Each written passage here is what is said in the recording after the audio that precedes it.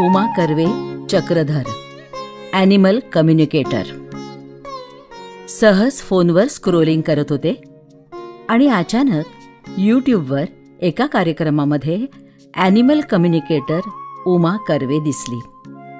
मुळात animal communication हा विषयच मुळी माझ्यासाठी नवीन होता, पण अतिशय उमदी, हसतमुख आणि कॉन्फिडंट उमा बघून कार्यक्रम पुढे पुढे बघत गेले आणि एक वेगळं विश्वच समोर उभं राहिलं. कुत्र्यांविषयीच्या आपल्या पुस्तकात ॲनिमल कम्युनिकेटर पाहिजेच असं वाटलं, म्हणून उमा कर्वेशी संपर्क साधला. तिच्याशी बोलायला तिच्या घरी गेले. उमा कर्वे चक्रधर एक ॲनिमल कम्युनिकेटर आहे. तिच्या घरी आमचं स्वागत तिच्या पेट्सनीच केलं. इंडियन ब्रीडचे 2 मस्त कुत्रे. त्यांची नावंही अगदी वैशिष्ट्यपूर्ण आणि संयुक्तिक आहेत. एकाचं नाव वॅग आणि दुसऱ्याचं नाव भू. इतके छान आहेत ते दोघे की मला वाटलं की कुठली तरी खास वेगळी प्रजाती असावी, पण ते आपलेच इंडी डॉग्स आहेत. उमा ॲनिमल कम्युनिकेटर तर आहेच, शिवाय ती रस्त्यावरच्या असहाय्य कुत्र्यांचं फॉस्टरिंगचं काम देखील करते. एकदा का माणूस प्राण्यांच्या प्रेमात पडला की तो त्यांच्यासाठी अनेक प्रयत्न करतो. फॉस्टर केअर हा त्यातलाच एक भाग असावा. रेस्क्यू केलेल्या कुत्र्यांची तात्पुरती राहण्याची व्यवस्था म्हणजे फॉस्टर केअर. आमचा ऑस्ट्रेलियातला मुलगा आमच्या मागे लागला होता की आम्ही कुत्रा पाळावा, पण आमच्या कुवतीचा आणि त्या मागच्या बांधिलकीचा विचार करत आम्ही काही तसं केलं नाही. मी उमाला सांगितलं, तुमचा निर्णय अगदी योग्य आहे. उमा म्हणाली, प्रत्येकानं आपल्या शारीरिक मानसिक क्षमतेचा पूर्ण विचार करूनच हे काम हाती घ्यावं, कारण यामध्ये कमीत कमी 15 वर्षांची बांधिलकी असते. तुम्ही उगाच कोणाचे तरी आणि स्वतःचे सुद्धा हाल करणं योग्य नाही. मी तिला म्हटलं, मला स्वतःला सुद्धा कुत्रे खूप आवडतात, पण पाळू शकत नाही. मात्र मराठीत कुत्रा या विषयावर एखादं छानसं पुस्तक असावं, त्याच्यामध्ये वेगवेगळ्या लोकांचे अनुभव, तुमच्यासारखे कम्युनिकेटर्स, थेरपिस्ट यांचं अवलोकन आणि अनुभव मांडावेत असं मला वाटलं. म्हणून मी या दिशेनं काम करायला लागले आणि एकातून एक वेगवेगळे लोक भेटत गेले आणि पुस्तकाला नवे विषय मिळायला लागले. त्यामुळे हे कामही मला खूप आनंद देत आहे. उमाला ही कल्पना खूप आवडली आणि त्या दृष्टीनं तिने या संदर्भात आणखी 2 महत्त्वाचे प्रोफेशनल्स सुचवले, ट्रेनर आणि वेटरनरी डॉक्टर. प्रथम मी फक्त कुत्रे आणि त्यांचे पालक यावरच विचार केला होता. मग कोणीतरी थेरपीबद्दल माहिती दिली, मग कोणीतरी प्रशिक्षित कुत्र्यांबद्दल सांगितलं, त्यातून मग कम्युनिकेटर आणि आता ट्रेनर, वेटरनरी डॉक्टर. उमा मूळची पुण्याची, अगदी सदाशिव पेठेतली. तिचं शिक्षण पुण्यातच झालेलं आहे. तिनं इकॉनॉमिक्समध्ये डिग्री घेतली आहे आणि पोस्ट ग्रॅज्युएशन जर्नलिझम आणि कम्युनिकेशनमध्ये केलंय. त्यानंतर तिनं इंडियन एक्सप्रेसमध्ये 6-6.5 वर्ष काम केलं. नंतर पार्ट टाइम वेगवेगळी कामं केली. स्वतःचं एक नियतकालिक तिने 3.5 वर्ष चालवलं.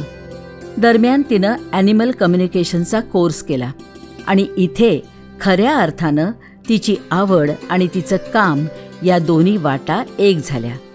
तिला ॲनिमल कम्युनिकेशनची उपजत दैवी देणगीच आहे.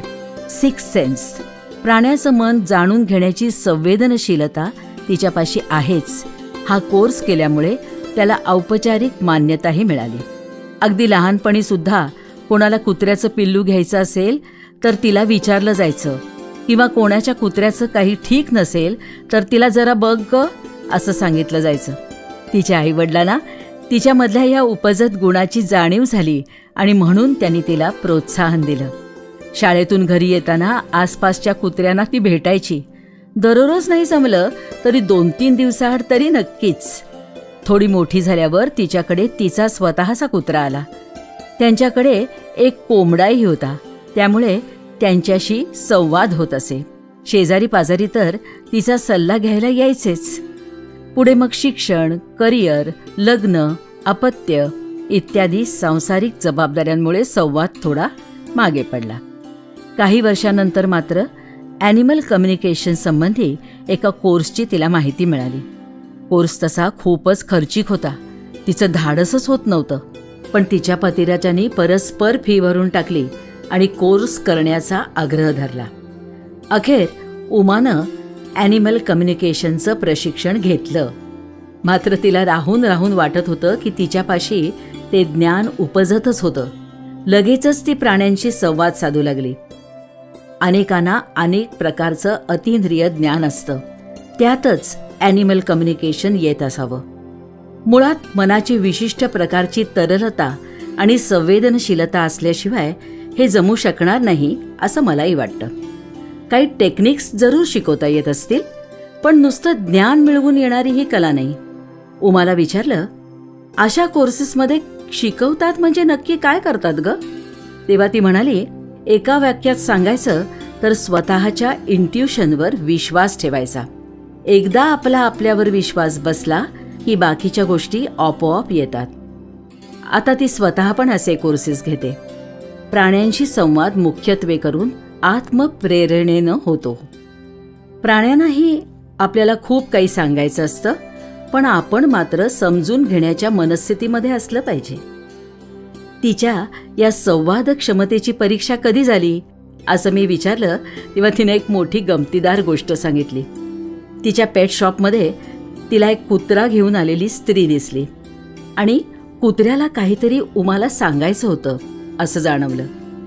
हे कसं जाणवतं तर उमाचं अंग शहारतं, एखादं चित्र डोळ्यासमोर येतं किंवा अचानक एखादा विचार येतो आणि सारखा सारखा येतच राहतो. तिनं ते समजून घेतलं आणि त्या मालकिणीला सांगितलं. कुत्रा तिला सांगत होता की त्याची मालकीण खूप वेळा नाईट आऊट करते, ते त्याला आवडत नाही, त्यामुळे त्याला खूप स्ट्रेस येतो. ज्या व्यक्तीबरोबर ती असते ती व्यक्तीही त्याला बरोबर वाटत नाही. उमाकडून हे ऐकल्यानंतर त्या पेट ओनरला धक्काच बसला.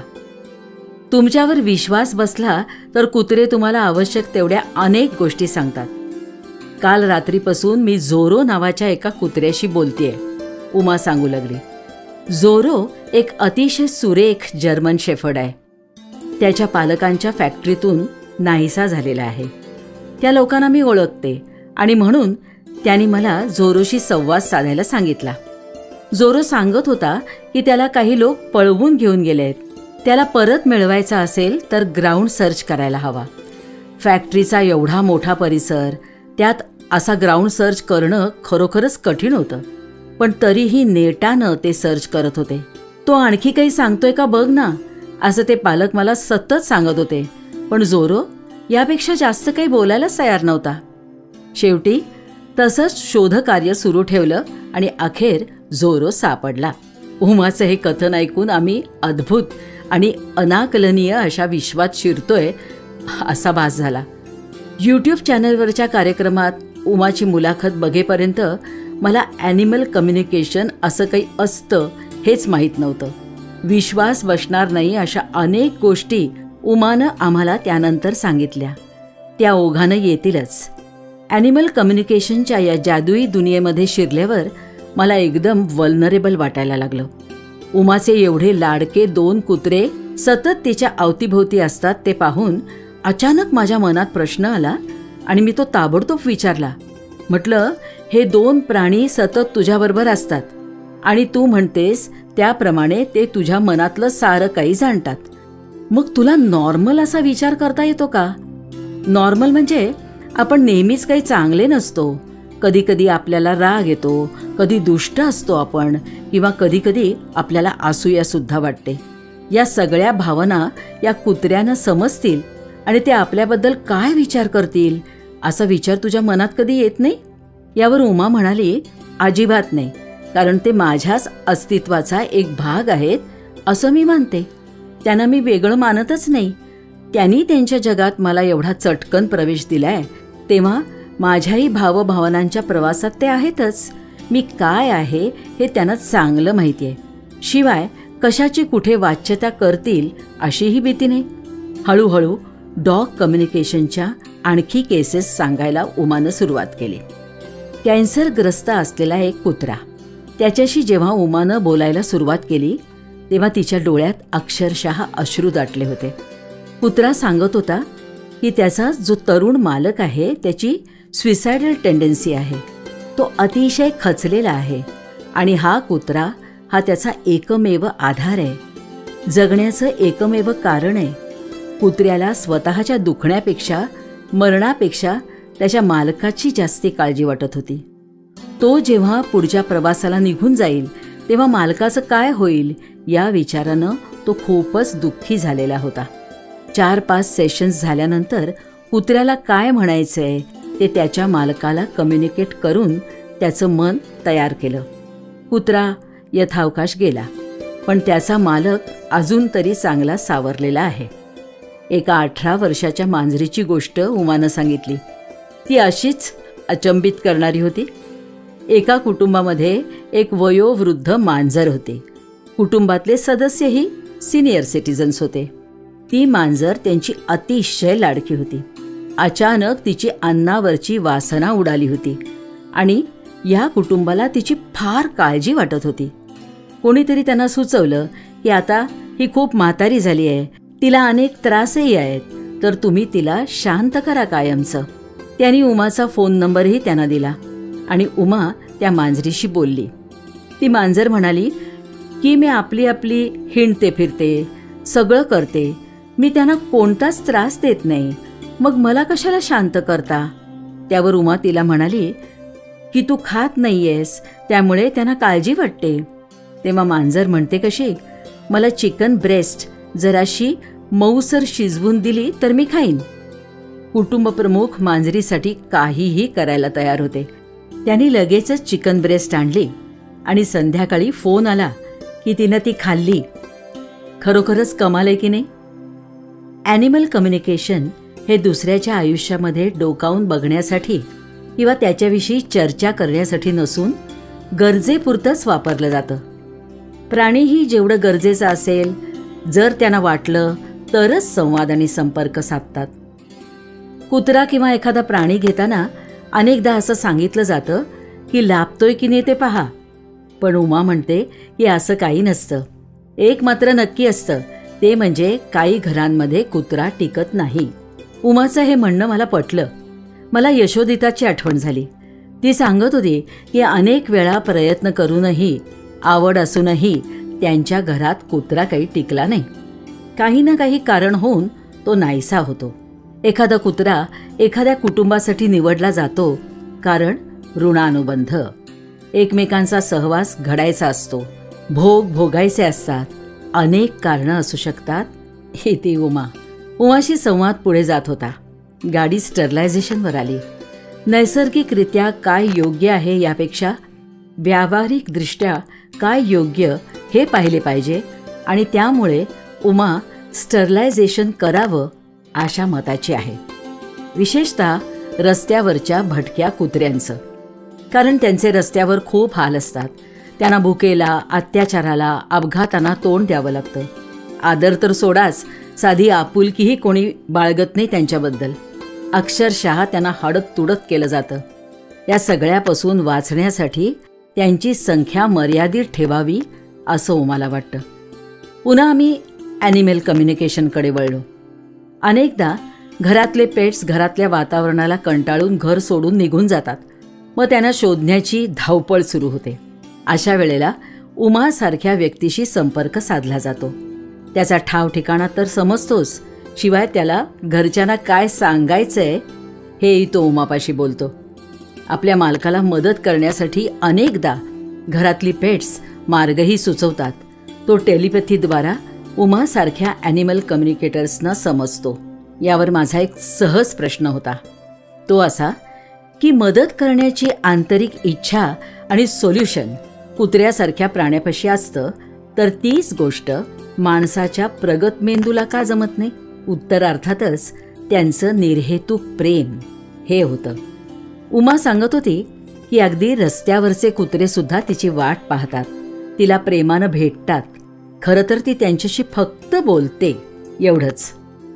ॲनिमल कम्युनिकेशन हा मोठा गूढ आणि अचंबित करून टाकणारा विषय आहे, हे खरं. डॉग वॉकर हा आताशा एक व्यवसाय झालेला आहे. शारीरिक अक्षमता, वेळेचा अभाव अशी अनेक कारणं असतात ज्यामुळे श्वानांचे पालक अशा सुविधा वापरतात.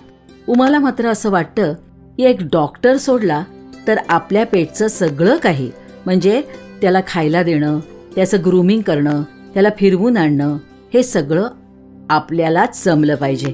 तरच त्याच्यापासून मिळणारे लाभ आणि आनंद उपभोगता येतात. अनेकदा कुटुंब रिलोकेट होतात, वेगळ्या शहरात किंवा वेगळ्या ठिकाणी राहायला जातात. तिथे त्यांना आपल्या घरातलं पेट ॲनिमल म्हणजे कुत्रा, मांजर जे कोणी असेल ते बरोबर घेऊन जाणं शक्य नसतं. कोणाकडे तरी त्याला ठेवून जाण्याचा विचार ते करत असतात. मनात कुठेतरी आपल्या पेटची काळजी असते, ते नीट राहील ना अशी चिंताही असते. अशा वेळेला ॲनिमल कम्युनिकेटर उपयोगात येतो.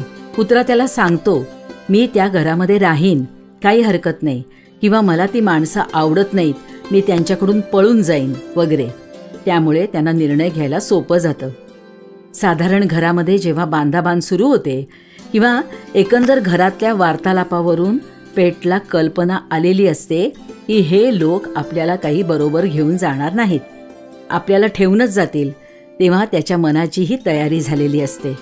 थोडे दिवस त्याला त्या कुटुंबाची नक्कीच आठवण येते, पण त्याच्यानंतर मात्र तो मूव्ह ऑन करतो. उमा म्हणाली. बोलता बोलता खूप इंटरेस्टिंग अशी एक केस उमानं सांगितली. एक रेस्क्युअर आहे, तिला नेहमी फोन येत असतात. तिच्या कुत्र्यांशी उमा बोलते. एके दिवशी तिचा फोन आला आणि तिनं सांगितलं की तिच्याकडचे कुत्रे आजारी पडत आहेत. तेव्हा उमा कुत्र्यांशी बोलली.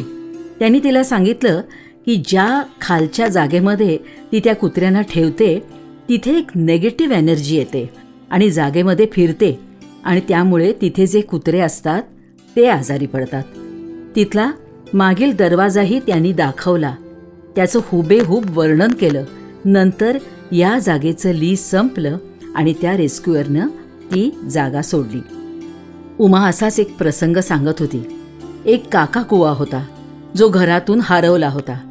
मी त्याच्याशी बोलले आणि त्याला सांगितलं की तू तिथे एखाद्या बिल्डिंगमध्ये अशा ठिकाणी बस की तू सहज कोणालाही दिसशील. कुटुंब अर्थातच त्याला शोधत होतं. रात्री 10 वाजता त्यांच्या व्हॉट्सॲपवर मेसेज आला की असा एक वेगळा दिसणारा पक्षी इथे आलाय, तुमचं आहे का ते बघा. ते तिथे पोचले. त्या कुटुंब प्रमुखाची रिंगटोन विशिष्ट प्रकारची होती आणि ती या काका कुवाला फार आवडायची. ती व्यक्तीही त्याच्या अतिशय प्रेमाची होती. त्यांनी ती रिंगटोन वाजवली आणि तो उडत उडत त्यांच्यापाशी येऊन त्यांच्या खांद्यावर बसला. अशा या फार फार अमेझिंग गोष्टी असतात. घरात असणारा पेट कुटुंबाशी एकरूप झालेला असतो, म्हणूनच कदाचित घरातला येऊ घातलेला मृत्यूही त्याला कळतो. एक अचंबित करून टाकणारं ॲनिमल कम्युनिकेशनचं विश्व समोर उलगडलं आणि खरोखरच चराचर सृष्टीचं तादात्म्य, सर्व प्राणीमात्रांची एकात्मता खोल कुठेतरी जाणवली. मी म्हणते त्याच्याप्रमाणे सहज म्हणून कुत्रा आणि त्याचा मालक हा विषय मांडायला निघालेली मी या अनेक अनुभवांमुळे समृद्ध झाले.